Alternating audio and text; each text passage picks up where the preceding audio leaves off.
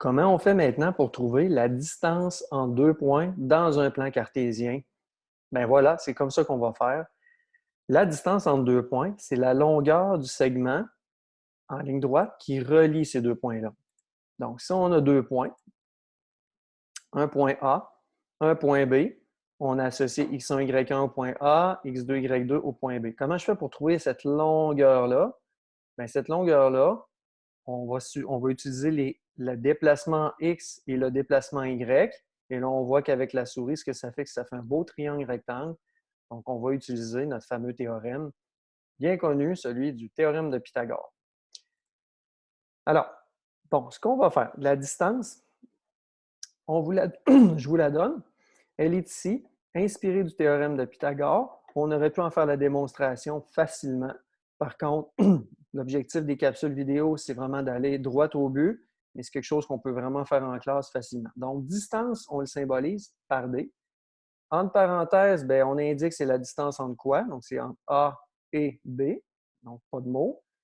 Puis, la distance entre A et B, c'est la différence entre x2 et x1 ici. Donc, si je veux savoir ici, si par exemple je suis à 6 et ici je suis à 3, il faut que je fasse 6 moins 3. Donc, x2 moins x1. Donc, si on met un petit peu d'image là-dedans, ça c'est la distance horizontale.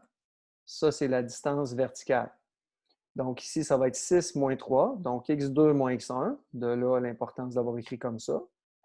Puis la distance ici, c'est y2, 5, moins y1, 1. Donc, ça veut dire que ça mesure 4 et ça mesure 3. Ce qui me donne ça, c'est la différence entre les x et la différence entre les y. Donc, en faisant ça, j'ai ça au carré plus ça au carré qui va me donner l'hypoténuse au carré qui est la distance entre A et B au carré. C'est pour ça qu'à la fin, si on veut juste la distance, on fait la racine carrée de ça. Deux exemples. Le premier, on a un graphique comme ça. On va avoir la distance entre le point A qui est à 3,1 et le point B qui est à 6,5.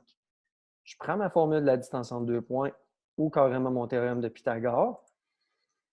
On fait x2 moins x1 sur, pardon, pas sur, mais plus y2 moins y1, tout ça au carré.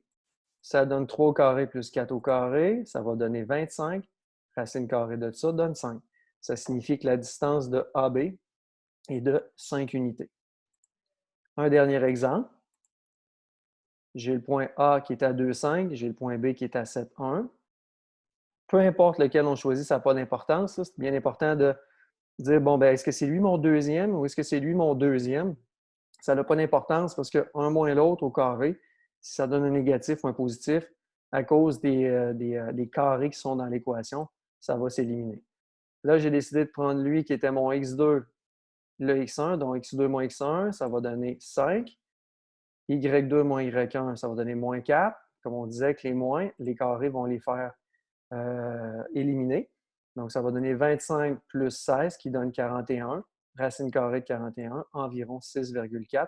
C'est la distance entre les points A et B. Alors, voilà, j'espère que ça vous a aidé à comprendre comment on trouve la distance entre deux points.